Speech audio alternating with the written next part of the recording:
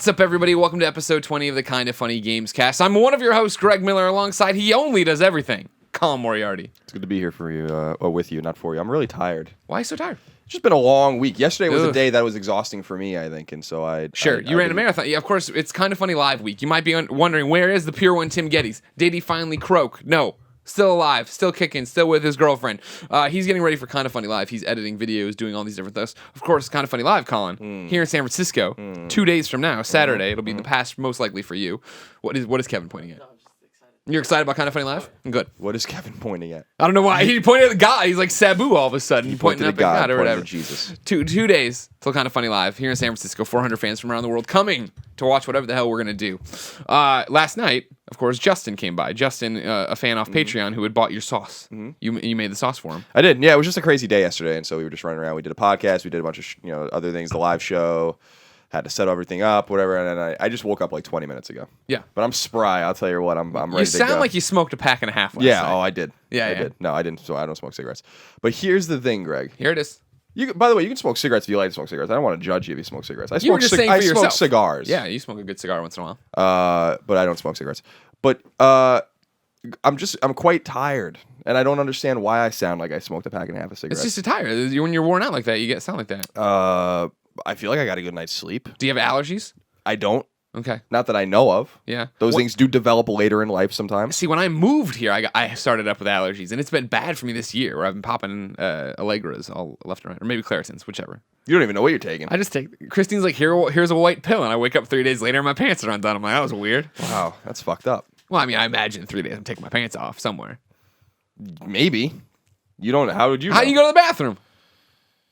Catheter? How do you go to the bathroom, ladies and gentlemen? How does Portillo go to the bathroom? Take him outside. Poops and pees. Laundry lady came today. She beat me here before I was able to take Portillo outside. So then she likes to pet the Portillo. So I was like, hold on, we'll go outside. And she pet him outside and did the baby talk. He didn't pee at all. You're a real son of a bitch. He waited till he got to a tree because he's a good little boy. Well, he wasn't a good little boy when the Axiom Verge guys were here. You know, that's peeing all over the goddamn that's place. Tom and Dan's own fault. They should have known better. Portillo, don't look at me. Don't look at me, Portillo. Look at him, Portillo. I don't want you to look at me. I don't want you to stare at me. Look at him. He actually looked away. Yeah. He just looks down at the Superman. I don't bank. want you to throw one of your hexes and one of your jinxes at me, you One weird of your motherfucker. hexes. he's a dog witch. He's just putting curses and weird things on you. Doing dog voodoo. He's got a little voodoo doll of me.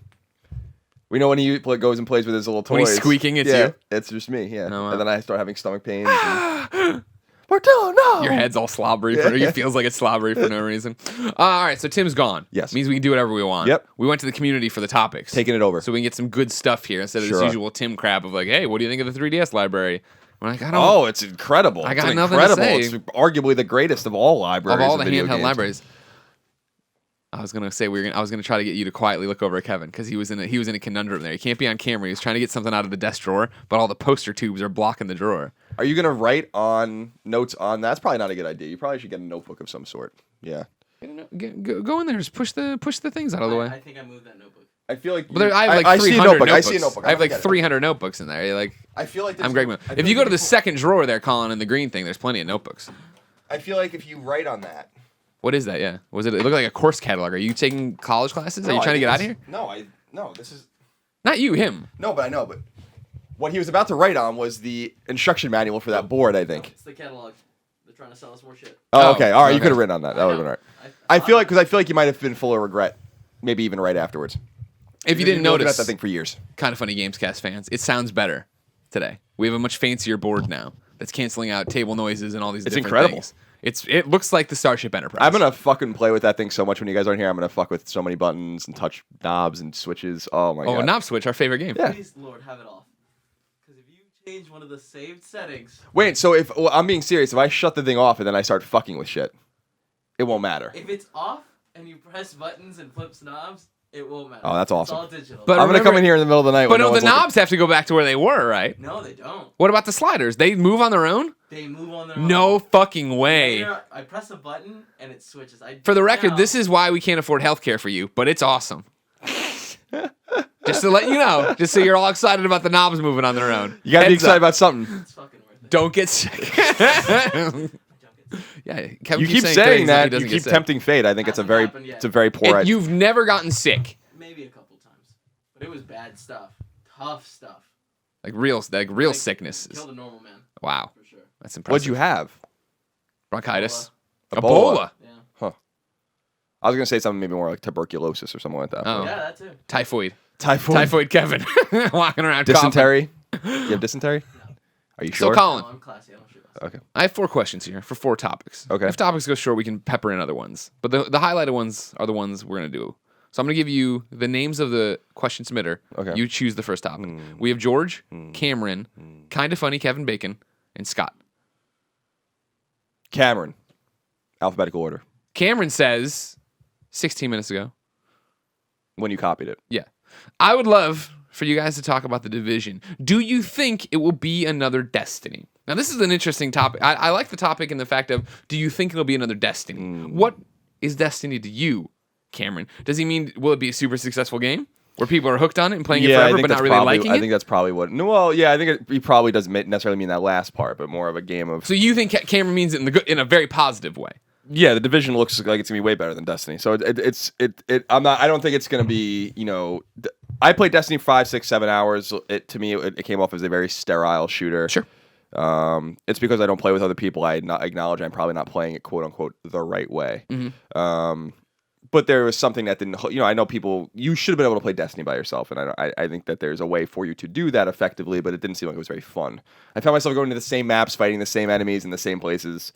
You'd walk away from the place on the map and go back, and they'd be there again. They just respawn. There was a monster closet there. No, I think he probably means, will it be a game that has long-term ramifications for its publisher in terms of putting DLC out and all those kinds of things. That's my assumption is what he means. Yeah. And you think it will be? No. Okay. I think the Division's a very different game than Destiny. I don't think you Yeah. compare those two games at all. I think that Destiny's gonna be a more it's squad based, so I and it's not an MMO and it's not loot based. I don't think random Not that we've generated seen, loot. Yeah, right? so That's my whole thing. Like you're so quick to say that the Division looks way better than Destiny. I don't feel like we've seen enough of the Division. Not that I'm willing to say you're wrong. I do think personally what we've seen of the Division, it looks like a better game. Like in terms of like just alone visual stylings, what you're doing, the way the squad works. But I don't know if it's fair to compare the vertical slice we saw 2 years ago to what Destiny is right now. Right? Yeah, what that's it true. is. I just think to me it looks like a meaty shooting or RPG shooter. Yeah. And that's not what Destiny is. Sure. Destiny has a level system that doesn't really make any sense to anyone. Emotes alike. Come on. And it just seems like a more granular game. It seems like, frankly, the Division is just going to be a more hardcore game than That's Destiny. interesting. So what are you there? So you're saying more hardcore game? You mean more hardcore in its systems? Okay. Yeah, I'm not saying hardcore people. Destiny is not played by hardcore people. Of course it is. I mean, that's why it exists. Yeah, Alfredo's put Destin's put how many hundreds of hours into it, Right. Fran and stuff. But I chasing think one Destiny gun. is going to be ultimately going to be an easier game to wrap your head around and an easier game to understand why there's a gravity towards Sure. playing it over and over again. Well, I think the Division is going to be a more structural role playing game.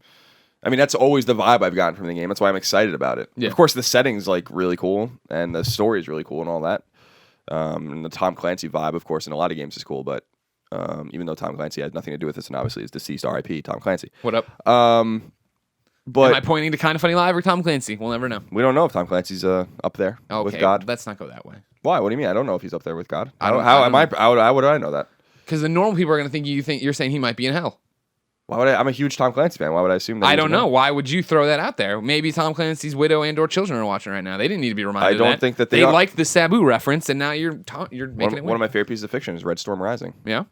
But Did you ever hear the song "Mojo Rising" by the Doors? I know the Doors. I don't know if I know that particular song. Mojo Rising. Oh yeah. That's a great rendition. Thank you, Greg, for that. Nailed it. Copyright strike. Yeah, we're gonna get a copyright strike for that. No, so I think that's just where I stand on that. I think people are gonna play Destiny for years. It would be easy to assume that if the Division really did come out Q1 2016, which is what they're aiming for now, that people will still be playing Destiny in greater numbers than they're playing the Division after a few months of the Division being out. So Right. so it's not The Division seems like it's going to end. You're Yeah. going to get to at the end of the game and it's over. Not whereas Destiny is like the constant loot treadmill, right? Of Exactly. I got to keep going to keep my level up, get through these dailies, so I have all this, so I can buy the next piece of armor when the next DLC drops. sounds thrilling. MMOs. Yeah. So I think Destiny's got obviously got legs for forever. Okay. Well, not forever, but for a long time. Yeah. I think the Division will come out. People will like it. it'll do fine, and then it'll just disappear, and you'll probably get a sequel. Yeah, I was gonna say. Remember yesterday on Colin and Greg Live, we were talking about Ubi was saying that they see it as a new franchise. They're already calling it a franchise, so they're committed to doing more. But that's Ubisoft, I guess, in general. Yeah, they've worked on this engine for so long, and this game's been so delayed that they probably look at it as it's like Watch Dogs, where I'm surprised they just haven't shit and gotten off the pot already with the Division and just been like, all right, we're getting it out and we'll fix it later. I mean, that's kind of what they did with Watch Dogs. I mean, Watch Dogs was I played Watch Dogs for a few hours and I'm like, no thanks. I was like, I see where this is going. I'm good. You know what I mean? Yeah. To me, I'm way more interested in what the sequel does. Nice idea. Again, Ubisoft's a good. I think Ubisoft still got its groundedness, unlike some other big publishers. Yeah, it might be losing it, but it seems like you would assume that, and I don't necessarily want to make assumptions like this, but you would assume that it takes a lot of restraint to say like the Division's coming out this year, and like regardless of when it's like we need to get it out, and they're not doing that, and so, but they also don't have to do that. You know, they have Assassin's Creed this fall. Yeah. Isn't Rainbow Six this fall too? Is it? Is that soon? Wasn't it? I thought it was on the. I don't know. I think it was. My assumption was that game was really far away, but I guess it's not. Or they could be just pouring all the resources into getting that out, thinking that that's the. I mean, people were really excited about that game. Hell yeah! Way more excited than they are about the Division. So maybe it just makes more sense for them to put internal resources into finishing that first, or getting that out, or getting that polished and QA'd. So yeah. Still saying 2015. Yeah, that's great. Yeah. I have no interest in that game. Really? Yeah. It looks great. Just because it's multiplayer. Yeah, I just want to play that. For me, it looks like Left 4 Dead, but I mean, Cops and Robbers Left 4 Dead, which I'm down for. It looks cool. Yeah. It looks great. I have nothing against it. It's just I know that game's not going to interest me, so I'm just like not even putting it on my radar. You can't play it by yourself. Yeah, the Division. When I heard that you can just play it by yourself if you want, I was like, that's fine, that's great. But do you think it's like a Destiny, play it by yourself?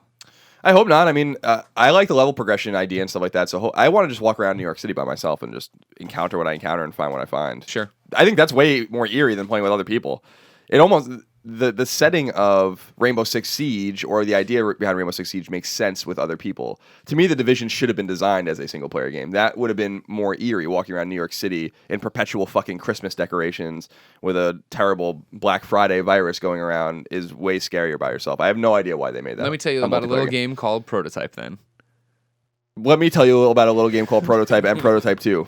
Platinum Prototype 2. Terrible. Oh, yeah, you did. Terrible. Different kind of game. Prototype 2 was I awful. know. That game sucks. Was it awful? Yeah, it was awful. Game sucks. The first Prototype was bad too. They were both bad. Prototype 1 was worse than Prototype 2. Yeah, that's true. Yeah, maybe as long as we can agree on that. Yeah, we'll shake on it. Like Good. we're businessmen. That's what I like. We are businessmen. That's one word for it. Are you worried, or do you care? I mean, the Division. I guess for me, it's the Division's delay. I thought was out of the ordinary. Right? I feel like this is getting into Watch Dogs territory where I'm kind of sick of hearing about this game without just fucking having this game. You know what I mean? Watch Dogs was at like what, two E3s? Was it 3 E3s? Yeah, I think it was 3. Wasn't it like the first next gen game? It was the first, and they wouldn't say that. They were like, "Oh, I can't tell what platforms it's coming to." And everyone's like, "Oh." Yeah, I don't know. I actually feel like they haven't really talked about the Division that much. I think that more the media, the press, like, chamber. Yeah, I guess we're really not the press anymore, but just the whatever the commentators and of course the press, the literal press, have been talking about the Division way more than I think Ubisoft has been. Yeah. And I think that's a good sign for them because people are excited about it because it looks fucking good. Yeah, right. That game looks good. I'm skeptical as hell about Watch Dogs 2. I don't care about Assassin's Creed. Far Cry 5 has got to be which Far Cry is awesome. That's got to be really far away. So yeah, of course. So for me, I'm more excited. Like I am more excited for Watch Dogs 2 than I am the Division, knowing what Watch Dogs 1 was. Because it's totally on the Assassin's Creed trajectory, right? Where the original Assassin's Creed came out, and you're like, ooh, this is half-baked. There's good stuff here, but it's just not for me. And then I thought Assassin's Creed 2 was awesome. And so like I figured with Watch Dogs, it'll be tightened up, honed in. You're this vigilante, go have fun. Because the Watch Dogs on paper should have been a game I was totally into, right? Like you're this vigilante around Chicago, running around like trying to protect things, but it just didn't work. It got boring after a while, and I wasn't into it. You know what I mean? Yeah. You fix some of the mechanics, you put it back out for 2. I'm great. Division, I still feel like I know I like the idea, and the gameplay looks cool. But I'm still in this mode of, like, I just haven't played it. I think that feels like a game I'm going to have to need to play a mission of to be like, all right, I got it. I'm on board. Yeah, I suspect that my indifference to Grand Theft Auto 5 when it came out and then to Watch Dogs is just signaling a shift in my own opinions on, not open world games because I love open world games, but these, like, driving around cities, doing missions. Sure. Kind of, I'm like, or whatever. Like, I it's just like, I need something a little more revolutionary. I feel like the reason that I like Far Cry so much is because it's just a different kind of shooter. I like shooters generally. I like playing shooters a lot, single player ones. But Far Cry is like an open world shooter, and I was like, why is? And Crysis obviously was inspired by that and stuff, but it's just like, well, why not do this more often? Like, why are we? Open world shooters should be done. Lots of open world shooters. Borderlands. Yeah, Borderlands is very structural. You know what I mean? Like I feel like that game is its own beast. I don't feel like that's really an open world shooter. So you when you're defining open world shooter, you mean in the way of like Far Cry, you can just wander and not have a mission. You're gonna get attacked. You're gonna hunt wolves and shit like that. And get pelts. Borderlands is non-linear and it is open world, but it's also like geographically based. There are load times and places it's not really an open world. Okay. And I'm sure that they just couldn't get it to run like that. I'm sure they would have loved it to have been like that. Sure. But it's not like that. Too many guns in there. There's too many gun variants. Borderlands is good. I like Borderlands. I like the idea of Borderlands more than I actually like playing it. But I still want to play the pre-sequel. So here's my... Oh, it was good. I enjoyed myself a lot with that. Me and Christine had a good time with that. Here's my question for you then. Piggybacking off what we're talking about here. What are your thoughts leading into Metal Gear Solid 5, The Phantom Pain? An open world Metal Gear. What does that do for you? Does that excite you as a different kind of third-person shooter, or does it put you off as just another open world game? No, the mystique around Metal Gear is, I think, more exciting than the structure of it. I'm actually a little disappointed that Metal Gear is open world. So it's that's not really Metal Gear to me. Metal Gear is like a little bit of backtracking and a little bit of nonlinearity, but the Metal Gear games that resonated with me most, 1 and 2, were not like that. So yeah, you had a story and you did your thing. Yeah, I feel like that's more I believe that Metal Gear Solid 5 will be a great game, but it seems making it open world like that seems like a very reactionary move. Like that's not really what your game is. That's not really what your series was, and I don't understand. Not everyone has to do that to make their game effective. Not everything has to be The Witcher. Like you don't have to have these sprawling open worlds. It gives you a lot of freedom and a sense of awe, which I think is cool. But Metal Gear was more about a sense of intrigue and mystery and stuff like that. It was story based, right? It was for a long time. I mean, that's what I loved about Metal Gear 1 was Metal Gear Solid, the fact that you were going through and you're trying to figure out what's happening and how do I stop this thing. You know what I mean? Yeah, I mean, as far as games coming out that day in September, I'm way more excited about Mad Max than I am about Metal Gear. That's another open world one. Yeah, I mean, like that makes sense to me. Yeah, Avalanche open world and then Mad Max universe makes sense. Yeah. So, but no, I'm interested to see. It's cool. People are trying things out. It just seems like that's the zeitgeist right now. It's like open world, and these decisions were made years ago, so you can see that slowly trickling out. And then it's the same thing we were talking about some episodes ago with player agency and stuff, where everything had to have choice in it. And you can see the legacies of Mass Effect and Fallout 3 all over the place. And now it's starting to slowly wane because everyone's like, well, we don't want to do that anymore. Tell your story, whatever. There's nothing wrong with that, but that's not what not every game needs to have. Yeah, sure. It seems like arbitrary ass games had like these arbitrary choices. You know, it didn't even matter. It has to be meaningful, like, and that's the same way when you have design philosophies of open world. It can't just be an open world for the sake of being an open world. It must be a meaningful open world. I believe that Kojima made it probably a meaningful open world, but I still don't feel like it feels like Metal Gear to me, or sound. I had never played it. Sound like Metal Gear to me. On June 9th, I can tell you all about it. Right now, I can't say a goddamn word because I've played it. That was really probably almost an unnecessary face that you made, man. And Tim's not here to stop us. Portillo, sick him.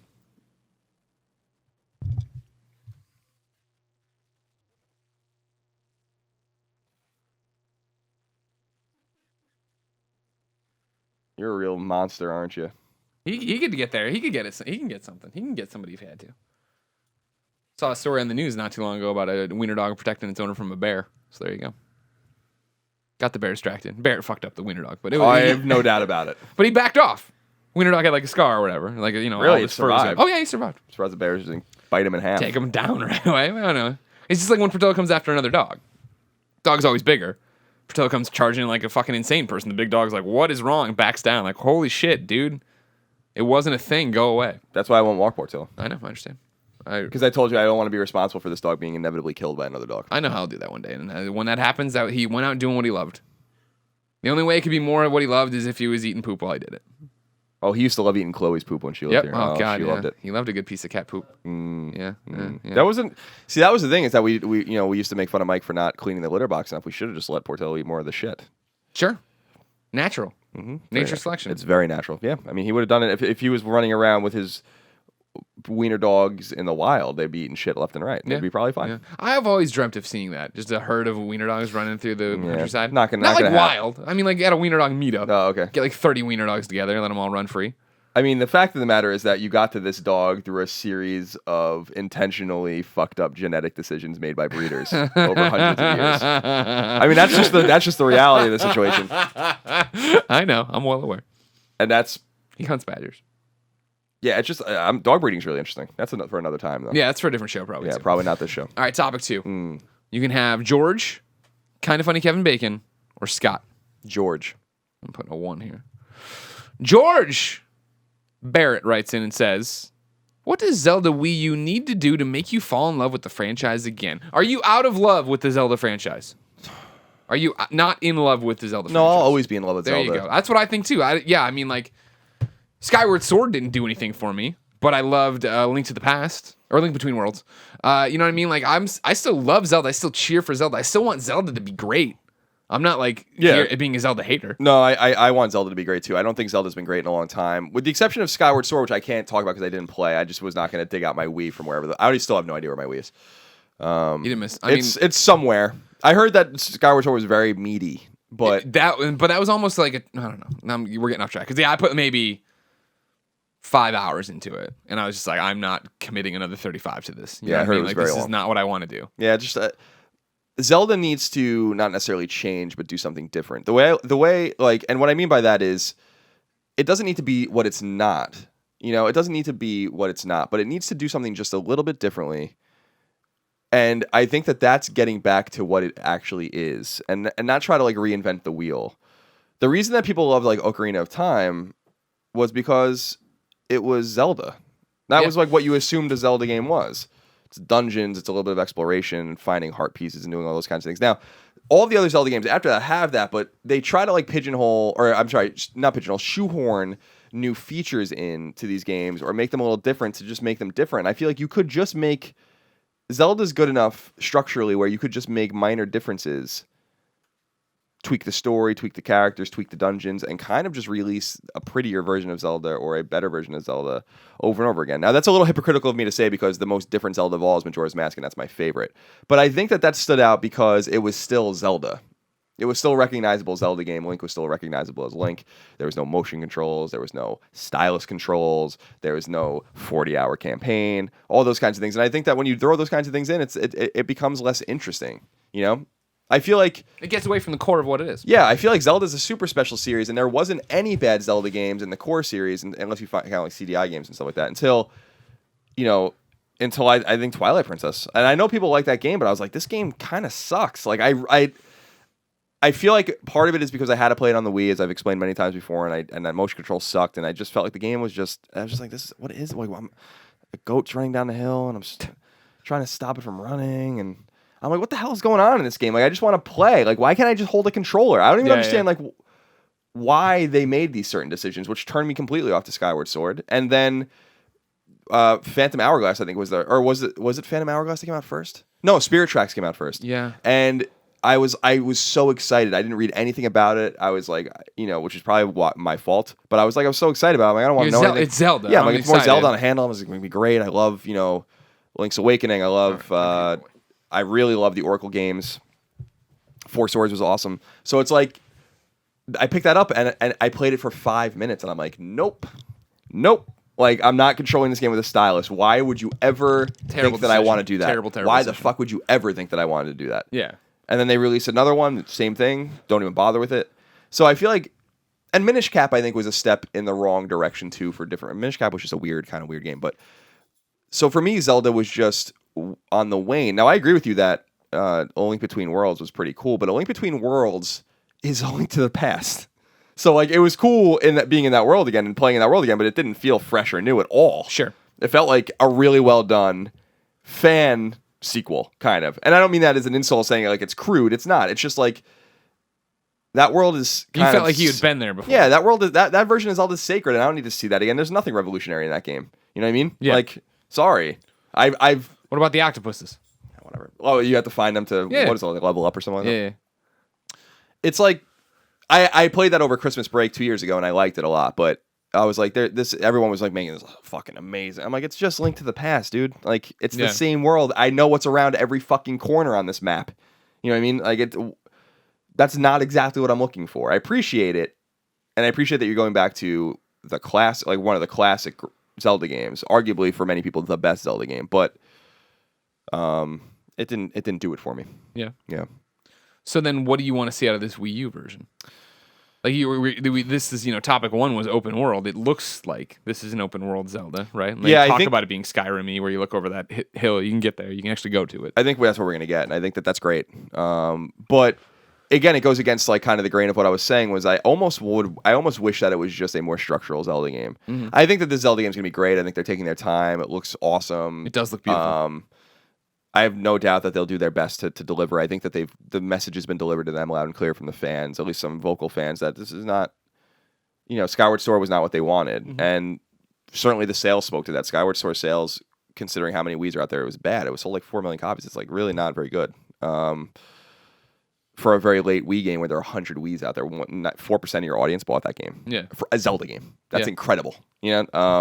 Considering half of the N64 owners bought Ocarina of Time. Literally half of them, So it's I think we're going to get an open world game that's inspired by Western role-playing games, but I think it'll keep the Zelda sensibilities, and I think that's fine. I want them to get more back to the roots of what made these games great, and the sense of awe, which I think a game like an open world game like Zelda could possibly do. Do you worry about it bogging down though? That's my thing. It's like there'll be this. Let's say, we don't know much about it. Like it's not like there's been. No, we don't know giant anything about it, games, really. right? So there's your main story quests, and then there's all these side quests, and like.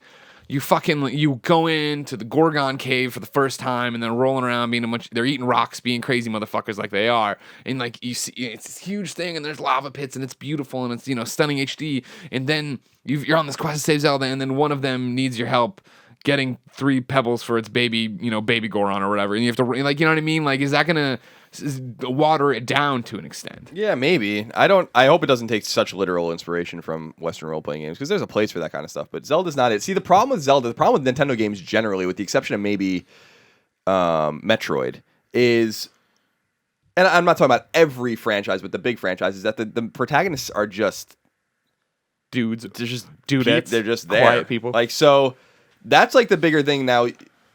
That's not really a problem in a game like Fallout 3 or Skyrim, because you're kind of just playing as an avatar. Of You're a character making you that make. character. But Link is Link. So how does Link interact in a world like that where he's usually silent and you don't even really know him? Like, that's the funny thing, is that for all the Zelda games I've played, and I played them all with the exception of the ones we've mentioned, I have no idea who he is. And he's a different character in every one of these games, but you never really get to know him.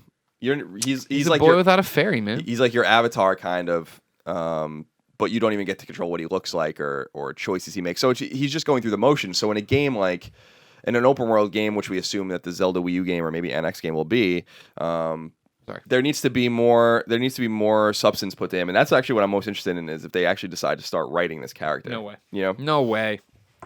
Everybody would lose their fucking mind if think it'd Link be comes awesome. out and talks and stuff. Yeah, I don't care.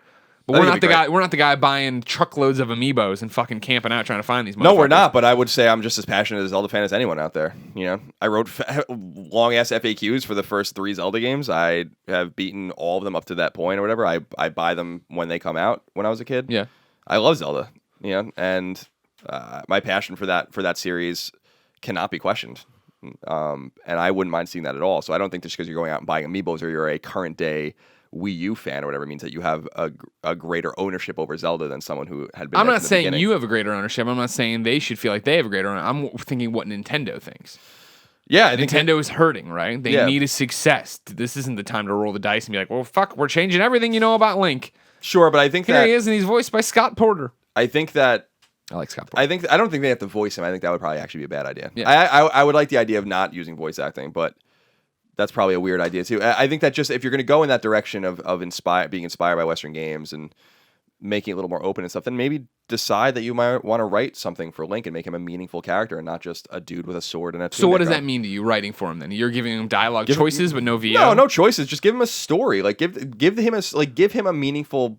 Give him dialogue. Give him something worth saying and give him a reason to be doing what he's doing. There's always a reason. There's a draw. In Link to the Past, he's woken up in the middle of the night, goes to the castle, Zelda's been, kidnapped or whatever. I mean, but like that's just fucking whatever. Like that's just the reason to set forth the adventure. It's not really a story. And His driving force, but no real motivation. Yeah, exactly. So like, make him a character of substance. I mean, when I think about Wind Waker, which I think is a great game, that was really an attempt to do an open world kind of Zelda game too, and in a different kind of way, in a way that frustrated a lot of people actually. But I love the sailing.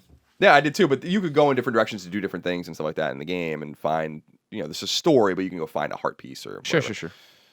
So but even in that game, it's like, again, it's just a different looking Link. That says nothing. See, and that for me, that like I still love Zelda, always will. But and this is something I know you and I don't agree with, because you were on a Zelda podcast, right, talking about Majora's Mask, and I got to listen into a little bit of it.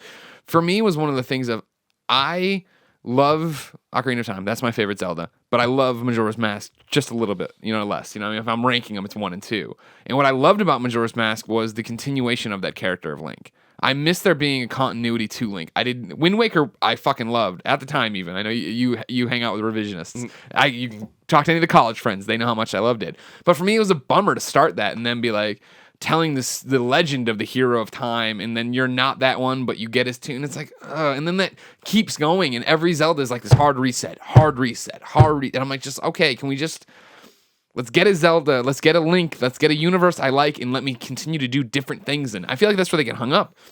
And why the story never progresses is because every time they're like, well, we're doing this again, so it's got to be Link saving Zelda. There's got to be this dynamic of this princess thing or whatever, and that's where we keep getting fucking spinning our wheels, because it's always like the next one, I feel like somebody's thinking we'll push it, but they never do. They just go in a different direction. Yeah, I mean, there's a cleverness to it in the sense that their resetting doesn't tie them to anything. Like there is a lore to Zelda and an order to the games that I think was done afterwards. Same thing with Castlevania. Like, it started at a certain time, and then later on you can figure out that there's actually, Castlevania 3 takes place, before Castlevania and all that, But that's stuff that's like figured out later. Like, you make your game first, and then you kind of like figure out if there's going to be a lore in a universe, or whatever. Sure. By not making a continuous real universe, with really a couple of exceptions, they're not tied to anything, which I think is clever and frees them up, especially with Majora's Mask being somewhat of a continuation of Link to the Past in a different world or whatever. Or I'm sorry, Ocarina of Time in a different world, or whatever. Well, that game was made in like a year. So it's like not there's like wasn't really. It's so funny that game ended up being so good because it was made in no time. Same thing with Mega Man 3. It's like, well, this game's awesome, and they made it in like no time. So yeah, I think that maybe now's the place where you start with what you're talking about. Make a game that's more meaningful. Zelda, unlike Metroid, I think is largely irrelevant to a large audience. We've talked about that in the past. The games do not sell, and we love them, or I do anyway, but no one really cares about those games. And those games are story driven, and there is a continuity between them, and an order that the games take place in. And Samus is the same character and all these kinds of things. And she does have feelings and emotions, and you do hear from her on occasion. I saw the baby Metroid, but I didn't know. But that doesn't resonate with a big audience, and Nintendo's probably looking at that, being like, well, our serialized game is not that big. Yeah, but this is damned if you do, damned if you don't, right? Because you're sitting here saying you don't really know Link, and I think it's because they fucking boot Link every time. You know what I mean? Now, granted, they need to hit Link out of the park. Maybe, they hit him out of the park on Wii U. Everybody's like, we love this version of Link, and then they're like, all right, fine, we'll make a sequel to this. That would make sense, but I don't even feel like they're giving it a shot. Yeah, but I don't understand that argument in the sense that if it was the same Link in all the Zelda games, what? It's not the same Link in all the Zelda games. I'm talking about just one-to-one. To tell me something different, to do something different. No, I understand what you're saying, but I'm saying, like, even if there was just complete continuity in the Zelda games, it doesn't matter because he doesn't fucking say anything. Mm-hmm. You know what I mean? Yeah. It's just the same story over and over again. And to me, like, my favorite Zelda games are Zelda 2 and Majora's Mask because they are really different games. Right. But they retain the spirit of Zelda. I felt like even Zelda 2, and I don't know if a lot of our younger viewers have played it, Zelda 2 is a radically different game. Zelda 2 is the most different Zelda game in existence. Again, unless you're talking about like the really obscure Zelda games that you've never played, that you have no access to, and people talk about on forums like they've played them, but they haven't. That game is radically different, but it felt like a Zelda game. It had the spirit of a Zelda game, even though the original Link, original Zelda, which is an open world game. Miraculously enough, it's like very full circle. That is an open world game. And you can go in different orders and do all these kinds of things. I fucking love that game too. That game's special. these games that tried to do different things still felt Zelda-like, and so by the time you got to the games that I felt like Twilight Princess didn't feel like a Zelda game. I felt like it felt like just some boring fucking gray monotonous. You're Wolfman. It's like, what is this game? And then with Skyward Sword, I look at it and I read about it and I watch the videos and I'm like, I don't even know what the hell this is. I appreciate that you're trying to do something different. It just doesn't appeal to me. And again, being turned off by the DS games, I think turned me off to Zelda generally. But I would love Zelda to have a return to form because some of the best games of all time come from that series, and you can't really question it. So, take your time, make the game. Make the game that they want to make. I know they are. I think there's a lot of conspiracy theories about why they're delaying it. I'm not so sure those conspiracy theories hold water. But what are some of the theories? Oh, for NX? Yeah, specifically that they're holding it because they're trying to do what they did with Twilight Princess, which was make it a dual, probably a game that's on 2 systems. Yeah. Which is exactly what they did with Twilight Princess. I mean, that was the GameCube swan song, but also the Wii's coming up to life, kind of. What was already. People liked it already, but you understand what I'm saying. I understand. That was the hardcore game. That was the one where this is what you've been waiting for. Yeah, exactly. Just like we had, when GameCube launched and you got, Luigi's Mansion, but then you got Smash Brothers a little bit later, and that was really the killer app for that game, or for that system. Twilight Princess was a Wii launch title, right? I thought I brought that home with Wii Sports. Yeah, it was. I think it was, yeah. Yeah. And a very limited run on GameCube that fall. Yeah. And that's what fucked you over. I was so fucking pissed, dude. I don't know why I just didn't reserve it. The funny thing is that that's a really a meaningful moment of change in my life where my opinion on Zelda and that game might be totally different if I had played it on GameCube. Yeah. But I didn't. And so I played the inverted fucking version of it where you have to waggle your Wiimote, and that's my impression of that game forever now. My thing with Twilight Princess is what's weird about it is I don't have a strong opinion about it. I played it with the Wii. I remember Fringe Fingers being the boss. I remember turning into a wolf here and there, and that's it. I beat that game, and that was so weird to go from, my introduction to Zelda was N64 Ocarina of Time, Majora's Mask, Wind Waker, and then we get here, and it's this game that I have I have so many clear memories of those first 3 games and how amazing they were and what they did differently and what I was blown away in dungeons where I was stuck or whatever, right? And then you get to Twilight Princess, and it's just a game that I played and was done with. I think a lot of people felt that way about it. Yeah. And that's sad. I remember getting it and printing out FAQs and because I wanted all the heart pieces of it. I'm like, I really don't have time to dick around with this game. I just want to find everything and complete it. And I was just like, this is so boring. And it was the first Zelda game that I had approached up to that point that I didn't beat or get anywhere near. And I'm like, I can't play this game. I don't want to play this game. I can't. I was almost. I remember being almost offended by it.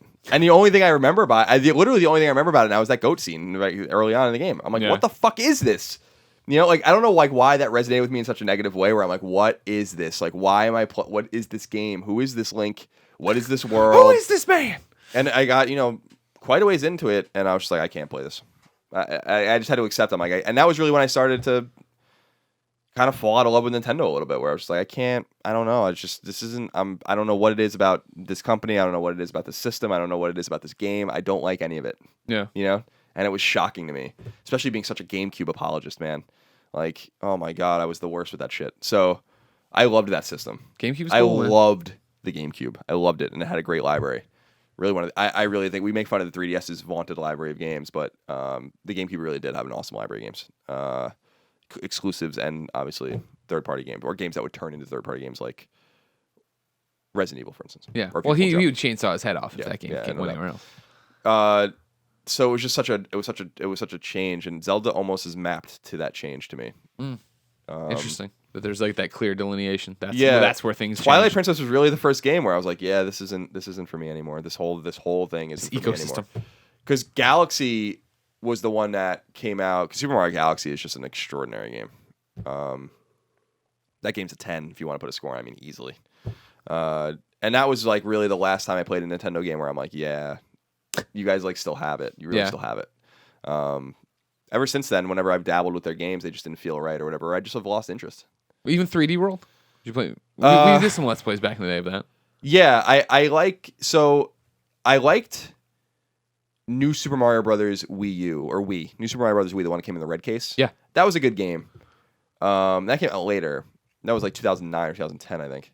And then I don't like the games that are 2.5D or even have depth of field, and that's why I just don't. It's the same reason why I can't play Little Big Planet. I fucking hate Little Big Planet. Yeah, it's just there's But this is even worse because you really are like I just don't understand. Like, just make your game a 3D game or make your game a 2D game and just be done with it. Yeah, you know, yeah. I don't understand this like half step shit at all, or like this kind of weirdness to it. That game put a smile. Those games could put a smile on my face, and I enjoyed playing them. But it's not what I'm looking for. Sure. I remember when I got a DS and I played New Super Mario Brothers for the first time. I'm like, wow, this is fucking awesome. Make these all the time. Make this constantly. Yeah. And I'll play that. I'll eat this shit up. And then they did that with the Wii version, and I was like, yeah, this is great. Yeah, this is awesome. But I don't know. Okay. Just turn more into a thing about Nintendo. But yeah, in terms of the Zelda game, For Zelda Wii U, yeah, I want big sweeping worlds. I want it to be open world. I don't want dumb quests, but I want cool quests, if that makes sense. they're clever. I mean, they know. I think they know what they're doing.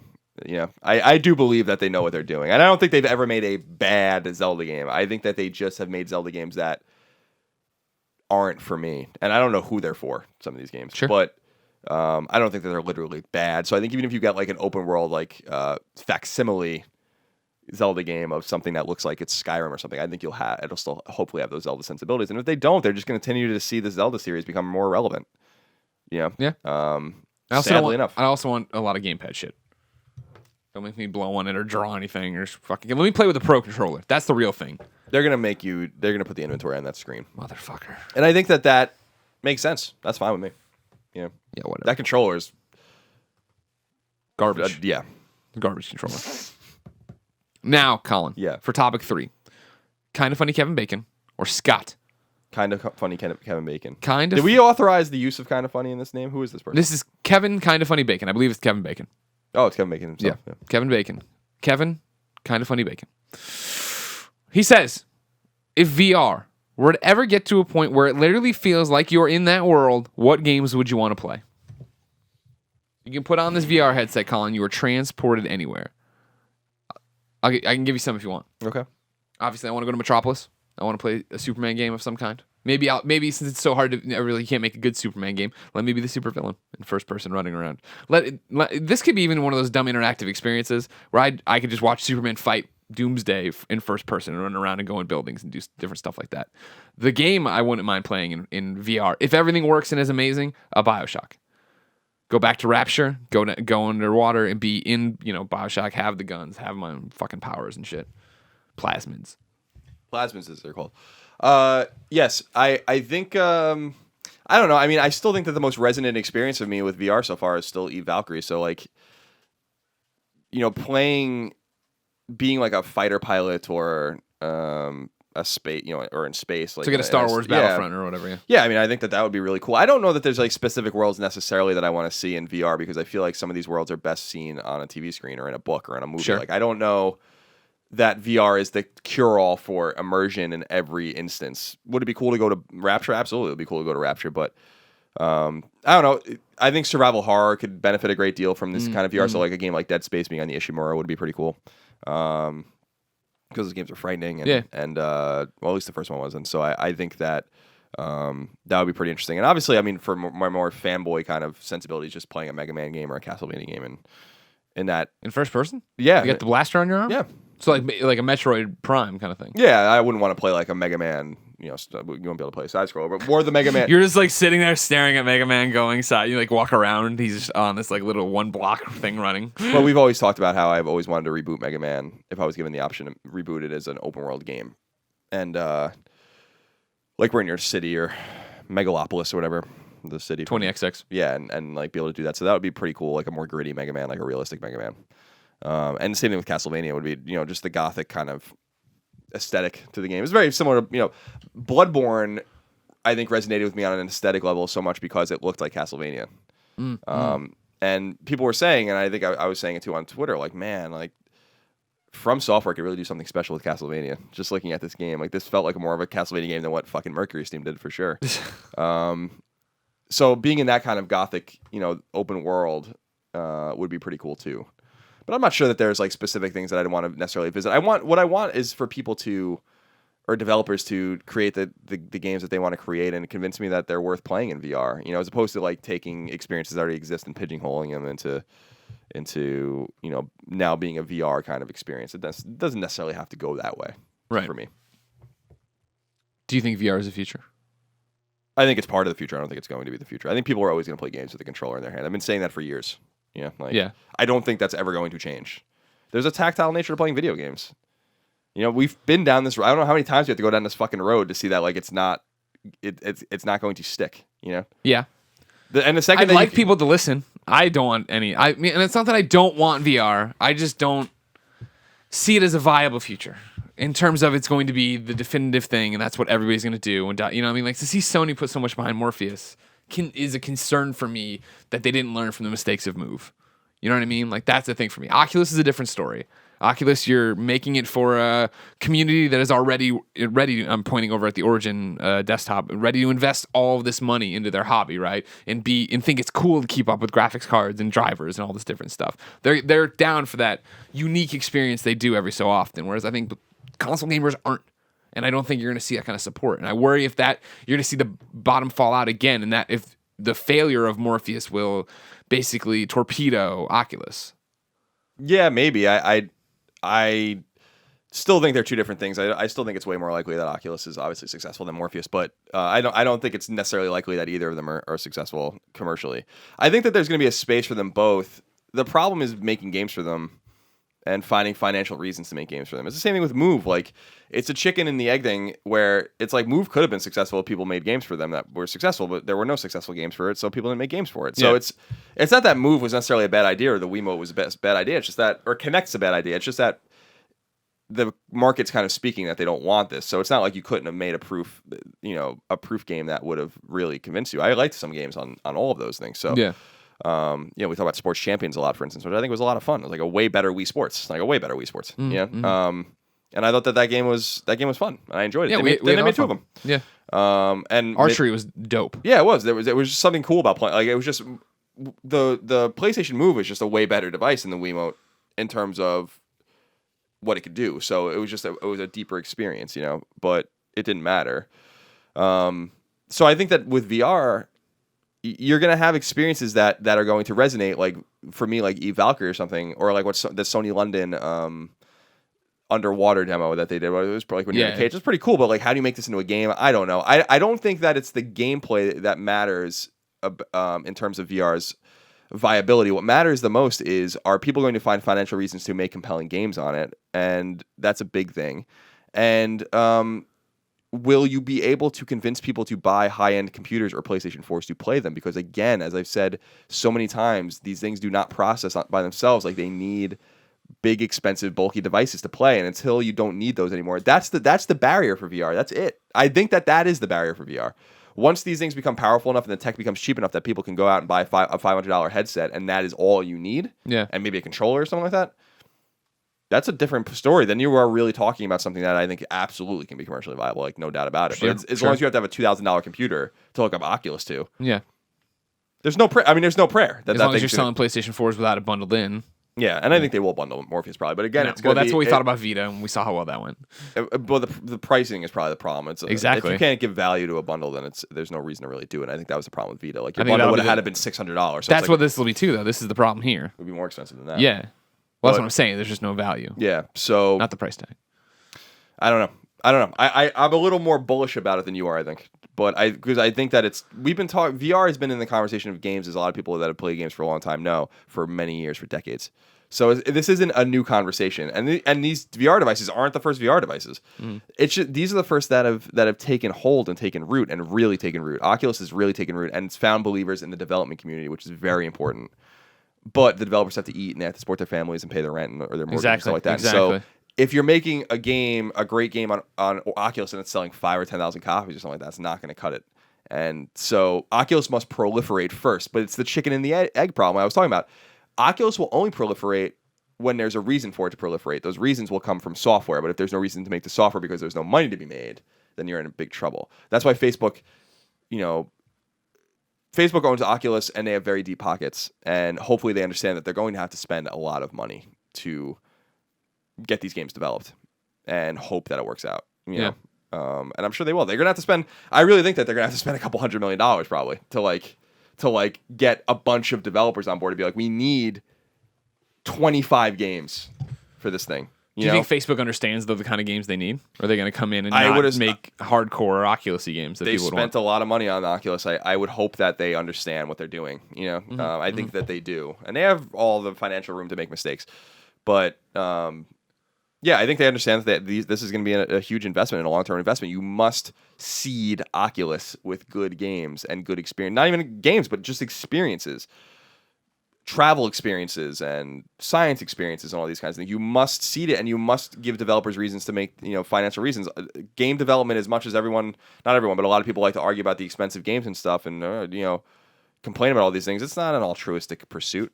These guys want to make money, and they want to make lots of money, and you need to give them reasons to make lots of money. It's the fusion of art and business. Yep. Developers want to be artists, but they want to have a business. Yeah, they need to make money. This is not. You're not going to find a developer, an indie developer, or a AAA developer, or an A developer that is not out there to make money. That's just not the way it works.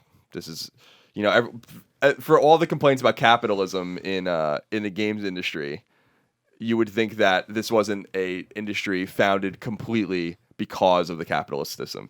Do you think it's some sort of utopian fucking communist system that there's room to play games or have a game industry or whatever? Like the whole thing is predicated on making money, on leisure, So but we're at that point, right, where we want to be taken as an art form, and that's where it gets dicey. And I'm with you. Don't get me wrong. I understand the argument. I'm just saying that's where it gets dicey when you know that there are developers out there who are making games and trying to make art, but then there are publishers who are trying to make money. And where do those two meet? And how do you get a marketing plan? How much of a game do you show? What do you charge? Da da da da. Yeah, I still think that. I still think it's still reductive though, because publishers, yes, they want to make money. They're the businesses that make money, but the developers want to make money too. Sure. The indies want to make money. They want to make lots of money. But they want to make money making the art they want to exactly. But and again, it is the unholy marriage, which has been going on for hundreds, if not thousands of years, of money, patronage, and art. So yeah, it's always going to be a conundrum. That conundrum is always going to be there, but it's there with any business, right? We love what we do, but we want to make money on it. We want to continue to grow, expand, live in our homes, have enough to go out, do these different things, right? There's nothing wrong with that. Yeah.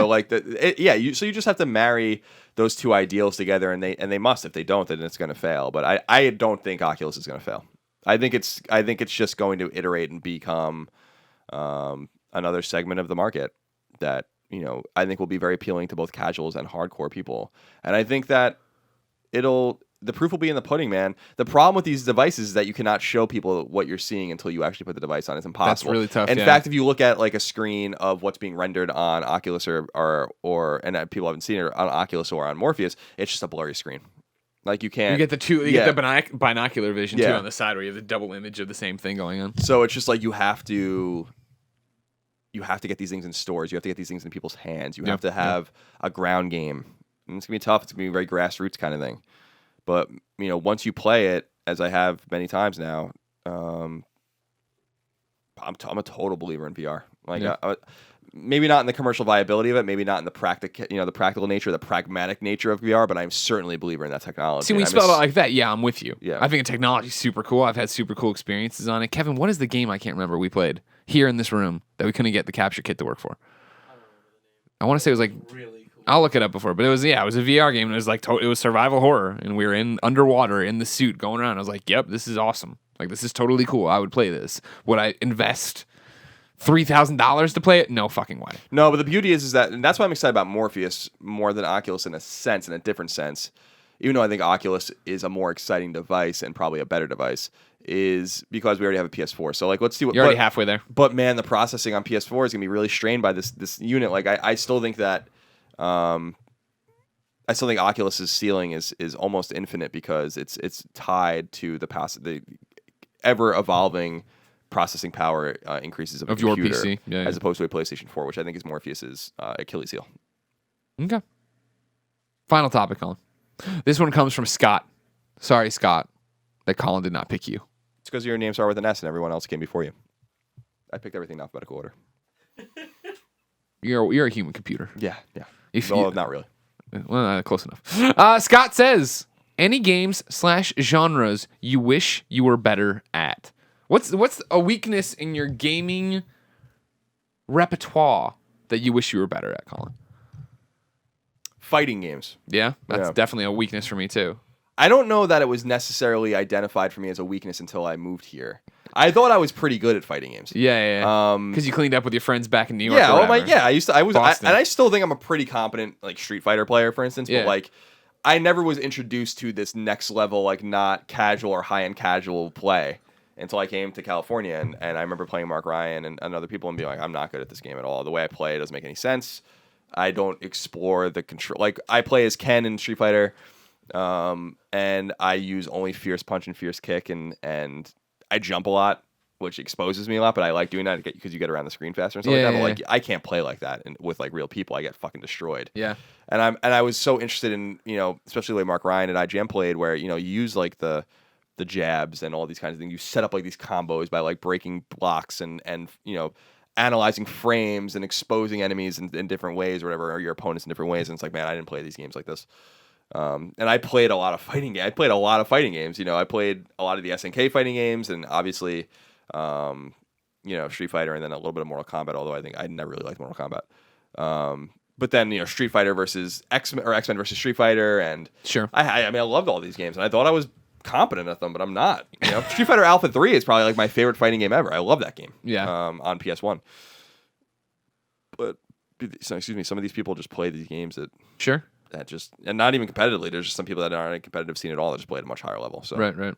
For me, I mean, like, the first thing that jumps to mind is first-person shooters. Like, I'm competent at first-person shooters now. Like, and I'm talking about like multiplayer, jumping in and playing something multiplayer, right? Because when Titanfall was coming up, Alfredo put me through a boot camp to get me decent, and I was decent. And when Titanfall came out, I hung in there in my month and a half of playing.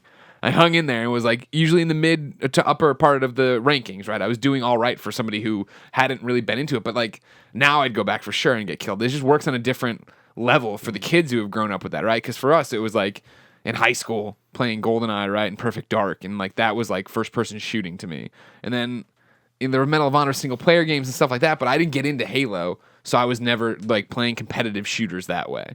And so it's just a weakness I feel in my thing of like I can't talk to Bobby or another Call of Duty player, Alfredo, or even Destiny people, really, right? And when it gets down to the mechanics of shooting and like aiming on the sights and doing all those different things and knowing how to assess threats and get headshots easier and da. I play games and I have fun with them, right? And I like for Titanfall, I invest a lot of time into it to get good at it, but I'm not great at it out of the box. I wish I was better just out of the box at it, Yeah, multiplayer shooters are interesting. I actually feel like I'm a really competent shooter player, but I don't play online, so it's like it's all based on my experiences playing gruelingly difficult campaigns or whatever. Yeah. But even I ran, like we talk about World at War, like I cannot beat that game on veteran. Like I probably could if I really, really, really, really sat there, but I was losing my fucking mind. Like I remember like I was like I can't. I'm gonna actually destroy everything in this room right now because this game is impossible. Yeah. I can't believe anyone beat that game on veteran.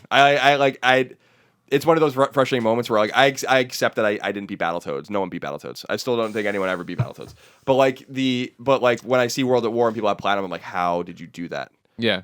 Because I think I'm pretty good at shooters, and I've beaten the other ones, all the other ones on veteran, and I don't know how you did like you dealt with this game. To the point where I was telling you, and I've said it before, like watching videos of people playing on veteran online and like how they got through it by just fucking running to like get to the next checkpoint, like just running. Yeah. Because their monster class, like for some reason, World of War is designed with like an infinite amount of enemies. That's how wars are fought. Like where there's just monster closets, like you have to trigger certain things. So like it's like you can't just sit there and like pick them off. Like I play, when I play Wolf, like Wolfenstein: The New Order was a really hard game on Uber. It's even harder than that, Death Incarnate or whatever it is. And especially the last boss was like fucking really hard. But I beat it. But you can like be very meticulous, like chip away. Yeah, like you can just chill and like there's just ways to do it. But I remember like what you're talking about. That's World at War's problem of monster closets was something that had been in war games forever. I remember playing Medal of Honor, Call of Duty, whatever it was on Omaha Beach or whatever, and people just fucking keep coming at you, and you're sitting on the Gatling gun and they're just coming out of this black hole. It's like, well, fucking fine. I remember I'm gonna run to the next thing to like queue whatever I need to queue, and that's what it was. You know what I mean? Yeah, it was like a different design philosophy back then to keep you moving. The trigger to keep you moving was the end, but it wasn't overt. And on Omaha Beach, it probably makes sense, but not in typical. Not when I'm like in the Pacific. Sure. It doesn't make any fucking sense at all. Yeah. I think I killed every fucking person in that Japanese regiment. Like 5 times. So yeah, so I think I'm like it would be interesting because first of all there are genres that don't take skill, right? So role-playing games don't take skill. Role-playing games are, and I love role-playing games. That's like one of my favorite It's genres. not a knock. You're not but knocking it's no, RPGs. but it's like you level your characters up and you can, you know, and I'm talking about traditional role-playing games, like Japanese role-playing games, Final turn-based Fantasies and role-playing games. whatnot, Exactly. yeah. Like those aren't skill-based games. So like there's people can be good or bad at those. I don't think that that's really possible. Like if you really just find the better equipment and level your character up. Western role-playing games take a little bit more skill, but still aren't skill-based. I don't think Fallout 3 is a game that takes really any skill. Again, you can just, if you know what you're doing and you find the right armor and the right weapons and you're using, especially with VATS and stuff like that. Like, Yeah. like I would think, for me, I think, well, I wouldn't say it. I think that Fallout requires less skill than most of the JRPGs I've played. Oh, like yeah. Persona and stuff, you have to know how to interact, right? What weaknesses are, hit things in the right order, when to block, shit like that. Whereas Fallout was freeze time, shoot them. I'm out of VATS, run and hide, or whatever. Sure, but I still think that the formulaic nature of like most Japanese role-playing games and strategy games, like Tactics, is just Tactics takes more skill. But again, if you just dedicate time to, Sure. like, you could just cheat the system, and it's not possible in a shooter, Yeah. And then I think that I excel most at 2D platformers. So, and I think I'm like well above average in that genre. So, that's kind of like the lay of the land for me, where I think my greatest strength is probably the old school 8-bit games and games like them, because I just understand them on a different level, I think, than most people do. But then my weaknesses come to the fore with like fighting games, probably racing games, but I don't really give a fuck about racing games. I'm not great at them. See, and that's one of the interesting things to Scott's question. Any games, genres you wish you were better at? This is going to sound offensive, but stick with me. I wish I gave a shit about MOBAs.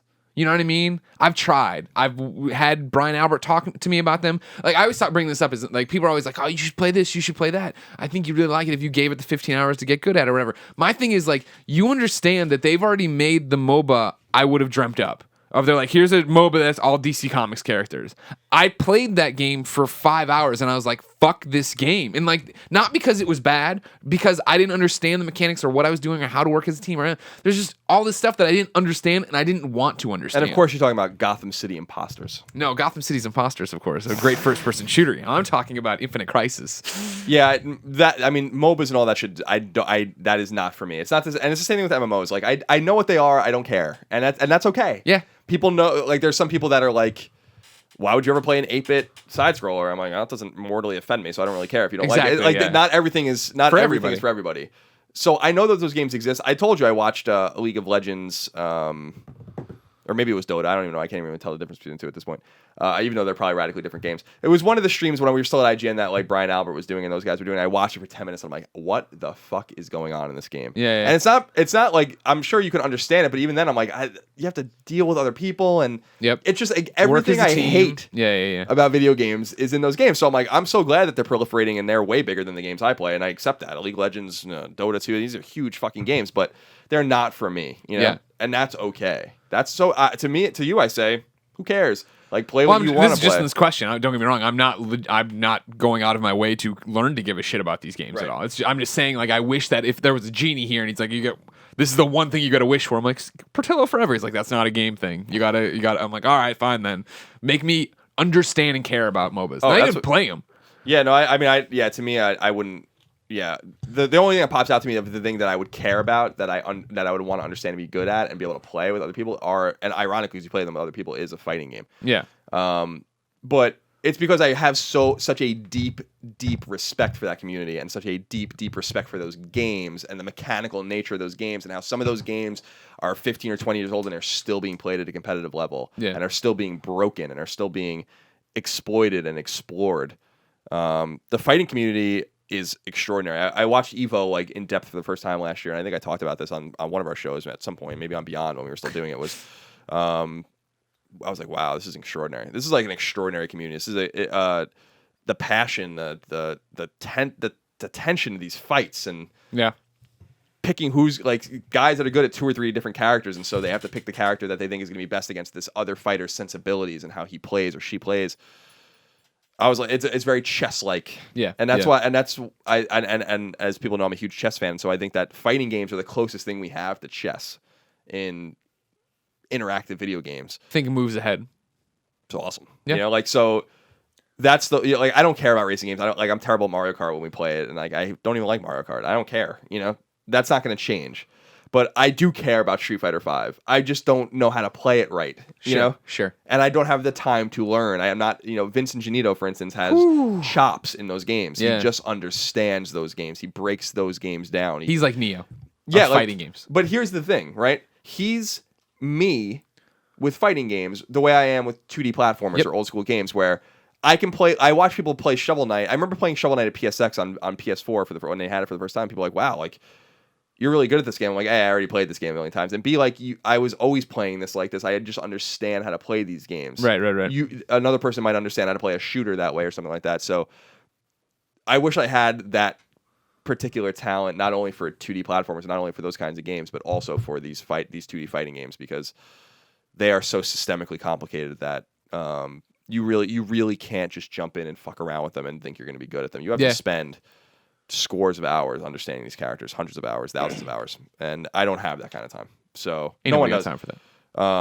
But people make these Evo guys make time. Yep. To understand.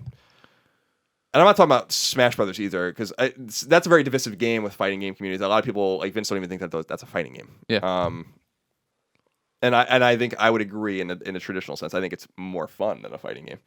But I would love to understand like fucking Blaze Blue or King of Fight. Like something like nerdy, so deep. One of these like one of these Ryan Clements games. Yeah, exactly. Yeah. That's a good way of putting it. That's what I do. Ladies and gentlemen, that's been the Kind of Funny Gamescast, episode 20. Thank you so much for watching. Remember, if you want to support us, you can. You go to patreon.com/kindoffunnygames. Support us there. Get each and every episode early each and every Friday. If you don't want to give us any money, no big deal. You can go to youtube.com/kindoffunnygames. We put up each and every show, topic by topic, day by day, along with a Let's Play for your amusement. Then on the Friday, the whole MP3 and video is posted for free for everyone on iTunes, podcast services, and YouTubes. Until next time, Tim Gettys will be back one day. We got to get ready for Kind of Funny Live. We got to do Colin and Greg Live over at twitch.tv/kindoffunnygames. It's been our pleasure to serve you.